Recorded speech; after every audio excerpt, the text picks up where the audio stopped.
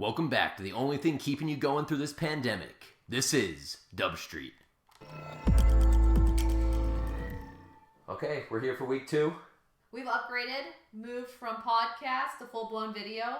We have this amazing studio that we've jerry-rigged together and all these nifty transitions. And we're here to, let you know what's going on this week for the Vinnie Pie Quest League. So I think, Amanda, though, you need to start with a bit of an apology. Yeah, a little bit of confession. So we said that we would dominate the William Annie team, and Brandon delivered. I held up my end of the bargain. Big victory. But my bluster did not allow me to succeed. It was an unfortunate demise for me. Yeah. Loss. Worst game for me. My previous low was 130. I scored 90 last week. Yeah, you got crushed on the season. Devastating. You got crushed. Devastating.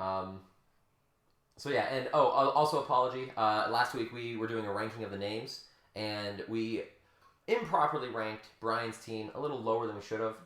The Go Ham team's actually a pretty clever play on words here. It's a combination of San Diego and Framingham. Ham, which also means he's going ham. Going ham. Yeah. So we decided for many reasons we like the name. Yeah, it's gone up. It's gone up in our tier listing. And if you haven't been paying attention to the league, last week Brian, from the insult from losing so badly to Amanda, he completely overhauled his entire team. So kudos to that, going out there and fixing your dismay. Which will lead us right into our next segment of Peaks of the Week. Peaks of the Week.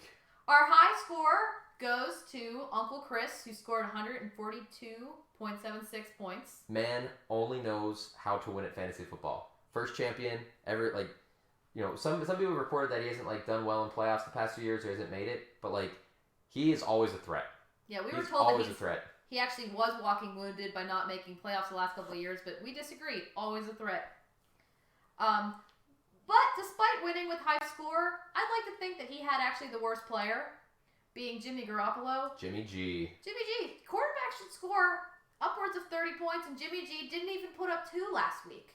But by the numbers, Jimmy G was actually not the worst player. Our other worst players were Tennessee's defense, -1 to Jenna, and San Francisco's defense, also -1 to Nick. Which we'd like to point out now, we're filming this on a Saturday. Nick might go back-to-back weeks for having the worst actual play, because he's played San Francisco's defense again against Green Bay this past Thursday, and he's already put up a -1 again with San Francisco. How do you not learn that lesson? I mean, -1 last week, -1 this week. They've got a short. Better to not play a defense. They had a short week.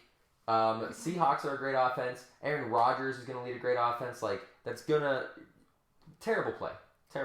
So while Brian got worse loss last week, this week he got the best win by scoring 44 points, greater than Rob, so delivering Rob his worst loss. And that's mainly because in this league you cannot play more than one quarterback. And Brian did play the best player of the week, highest scoring player last week, Patrick Mahomes, 46 points to Brian. Yeah, and as a quarterback, if you're putting up 40-some numbers like that, that's a top-tier quarterback there. You're hoping, your quarterback is going to put up 28. A good game is putting up 30-some like Aaron Rodgers did on Thursday. I'm not happy about that, Gregory. I'm already in the hole there. But hey, one of the neat things about that is if you do have a quarterback that's going ham, you can use that to really propel a team to victory. Mm-hmm. And if you are in a situation where on Thursday that your opponent has already put up big numbers, okay, so I know Aaron Rodgers has already put up huge numbers against me. Gregory's already projected 140 for that. I can take a shot at some players.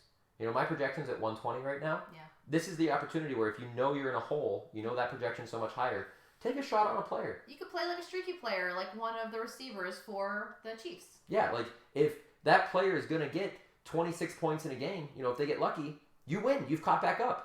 And if they only get 2, if they're a big bust, then still lose. You're going to lose anyways. So those kind of snap decisions, you know what, I just got to take a risk here. They're so far ahead of me. I got to do something to play a catch up. Those are the times to play those kind of do I, don't I? I don't really trust that player, but they could have a big game. And sometimes you just need to count on those big games. So yeah. Speaking of kind of going to the end, would you want to talk about playoff projections? So we're heading to the tech corner. So right now we got Chris and Brandon, who are each pretty locked into making playoffs. Chris with 7-1 and Brandon with 6-2. Historically in our league, getting 6 wins takes you to the playoffs. Yeah, since we've adopted the 12-person league, we've seen kind of year after year that once a team hits that 6-win mark, it's really the people who are sitting at like 5 and 6. There's normally about like one position left for someone who's 5 and 6 to kind of sneak their way in. I think one year nobody 5 and 6 made it in. It was just like 6 and up teams. Mm-hmm. But I know the past 2 years, I know last year I got kicked out because Uncle Rob, the eventual champion, we were both 5 and 6. He had better points for. So a lot of those teams right now are trying to hit the 5 and 6 mark, and they're trying to hit 5 and 6 with a high number of points. That's a big factor in sneaking into the playoffs. Mm-hmm. So. Also, pretty good in playoff positions is myself, Nick, and Gregory, who each have 5 and 3. So with one more win, we should be pretty much locked in ourselves. Yeah, and going 1 and 2 over a 3-week span, you can do that in the world of fantasy. Unless you're having a really, really tough season, something's gone sideways for you, you're probably going to swing one of those wins. But you could find yourself in a 5-6 position, but for both yourself, I think you have the highest points for in the league. You're sitting at like 1,100, so you're not really worried about that 5 and 6 spot. Right. You're going to snag it if it happens. And then, if you don't hit the 5 and 6 spot, if Gregory or Nick, they've got good points for as well. So those top 5 are pretty much locked in there. But Brandon, I'm not worried about going 5 and 6. I play Rob in week 10. Ooh. That's ooh for Rob, by the way. Uncle Rob, you got a week 10 matchup that you need to win there. And I'm not worried about dropping any lower than 6 and 3 because my week 11, that's an Ant-Man. As the Anteater, that's going to be an easy victory for me. That's an easy W. So, I don't know. I would say that Anthony, Jolie, and Brian are all vying for that 6th spot. They're each 4 and 4. But let's not forget that Julie and Jenna and Annie are not out of this. They are still alive. Who is not alive is Rob and William. Rob and Will, you're cut alive. from playoffs. You're not making it. If you win out, you'll still be whatever in 7. But we want to use the tech quarter to break it down for you how Annie or Jenna could win. Yeah. So first, if we're looking at who is this here? If we're looking at Annie's scenario, what's Annie's scenario here for her to get in? So when looking at the diagram, the way it shows is that the person's name that's highlighted in red would be the loser. So for Annie to win, she would have to win out. So she would go from 3 and 6 to 6 and 6. No, 5 and 6. No, 6 and 5. Okay, so what is she now? She's 3 and 5. She's 3 and 5. Okay, so she needs to go 6 and 5. So to win out, she could go 6 and 5. But she would also need some help from some of her other players, primarily the ones that are in the bottom slots: Jolie, Brian, and Anthony. Yeah. But she's got some matchups. There's not a ton of option, but Chris is playing Anthony and Brian in weeks 10 and 11. Nice. And so if Chris continues to dominate the way he is, which he could. He's got a strong team. He will give Annie a pretty big boost. So Annie needs for herself to win all of them. She needs help from Chris. She needs some help from Chris. And then she needs to see a good, favorable matchup between Brian and Julie, who play against each other in week 10. And then she'll just sneak in.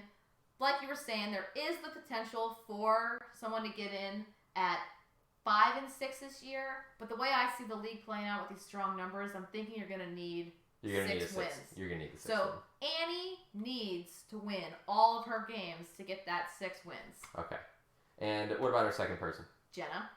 What's she doing? So Jenna, her road to victory is a little bit easier because she's got some favorable matchups between her opponents. Okay.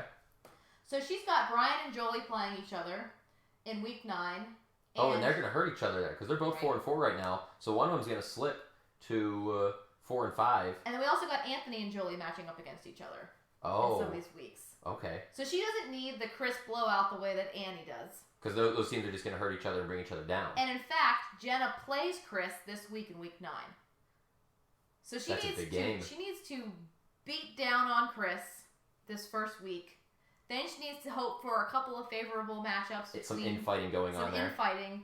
And then she also needs to close out and win against Annie in her final week. Okay, and if she does that, if she can defeat Annie in the final week, hopes for that infighting, and then really, like, that's the big game this week for her, like, of the season for her, defeating Chris, bringing him back down to 7-2, getting a little closer to my record, so I can catch him, get one of those bye spots. But that's what we're looking for her. Right. Wow. And so also, like I was saying before, Annie also needs Chris to win out. So we'll pretty much know who of these bottom two people even have a chance. Because if Jenna beats Chris right here, then Annie's gone. Most likely. Most likely. Not completely, but... We'll know more about playoff projections next week. There'll be some wrapping a lot of this stuff's going to sift out after this week's games. But we wanted to share with you, Annie, Jenna, you're not out of it yet. Stay strong. Keep fighting. Keep playing. Okay, so one of the other things we like to talk about is time to switch gears, switch hats a little bit, switch off from this and switch into the Commissioner's Corner. This is where we talk about things kind of league related, encompassing, like kind of more organizational stuff of the league. One of the things that would be a nice thing to talk about is trades in this league. If you didn't catch it, the first trade of the season happened last week, maybe the week before. It's hard to keep track of all of the trade. Yeah, we're not a strong trading team. We're a bad trading team, or trade family. But Julie and I, we ended up trading some players. It was the first trade of the season, and this league is traditionally not known. I recall, Julie didn't quite capitalize on that trade really well, though. No, she forgot to play the player that I traded to her. She still won that week, but yeah, she's already put Hawkinson in this week for her tight end spot, which is way to go, way to play the player you traded for, way to pay attention. But trades are actually a really big deal within the world of fantasy, especially because this year we brought back those 2 bench slots and the IR slots. Right, so waivers are harder to pick up now. Waivers are next to impossible to pick up unless someone gets injured and you're getting the next man up in that list. Right. Which... with a shorter bench, waivers are a little bit more fluid, but right now, waivers are pretty hard to pick up. Yeah, and we're going to have to talk about that probably during the offseason if we want to go back to the short bench or the big bench because, unless we start doing some trades here, unless we start working on that, the large benches we have are really stifling people that are in kind of an injury spot. But the window for trading is kind of closing soon, isn't it? The window for trading is closing. The last trades need to be made by November 27th. So there's not a lot of time left. So if you are a team looking to make a playoff run, or if you're one of the many teams we mentioned that you're fighting to get that championship, or even just to slide into the playoff, because we know, based off of 2 of the 7 past champions, Nick and Uncle Rob, if you can slide into the playoffs, you can win. You can win a championship even if you just barely make it into the playoffs. Like, that could happen. You could have a great run. So if you're a team looking to get in, see what you've got on your bench. See what you can unload. See what player that is sitting on your roster that you're like, I love this player. Maybe you even drafted them first. What can you get for them? Can you get something off of that high draft capital to get you in? Another thing you could do is you could look if you have a flush of a certain type of player. Like Rob, for instance. Billion quarterbacks. Always loves his quarterbacks. Lots of quarterbacks. Is there something you have excess of that someone else is missing that you can swing to them? It really won't hurt you much. You'll get something out of that. You'll help them too, which you'll deal with that in playoffs if you make it.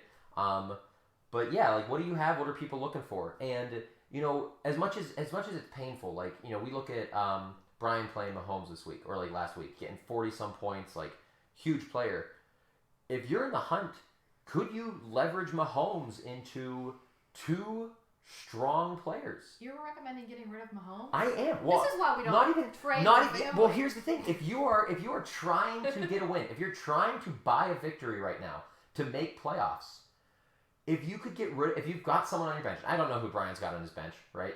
But if he's got another quarterback on his bench, naturally they're not going to play as well as Mahomes, but they're still going to put up numbers.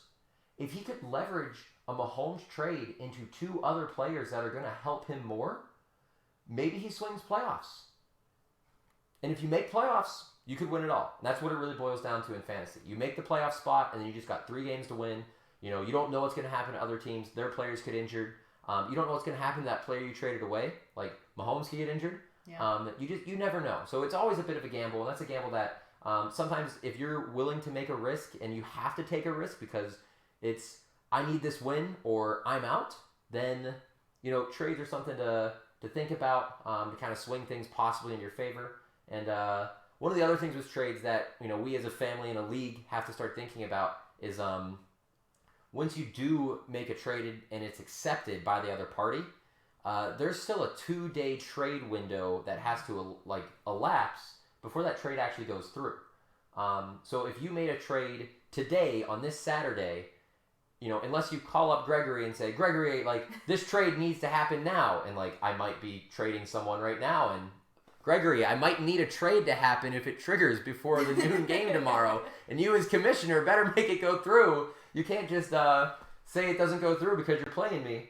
But this is me and we Brandon. We need to get that fixed. We're asking you, Gregory, commissioner, maybe we could shorten the amount of time it takes for a trade to process. Yeah, because right now it takes 2 days for them to process, so every other person in the league can veto the trade. We're not going to do that. And we needed that veto because, whenever my mom was playing in the league, you could be like, hey, I see you have Patrick Mahomes. Would you like Tony Pollard?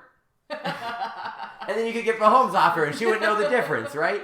But we're all experienced players here. I know we've got 2 newcomers to the league, but they know what they're doing. They're not going to make a bad trade. They can both still make playoffs. And they can both still make playoffs. So that kind of 2-day delay window to just kind of throw things away, we really don't need that. And this isn't a league for money. This is a league for something more than money.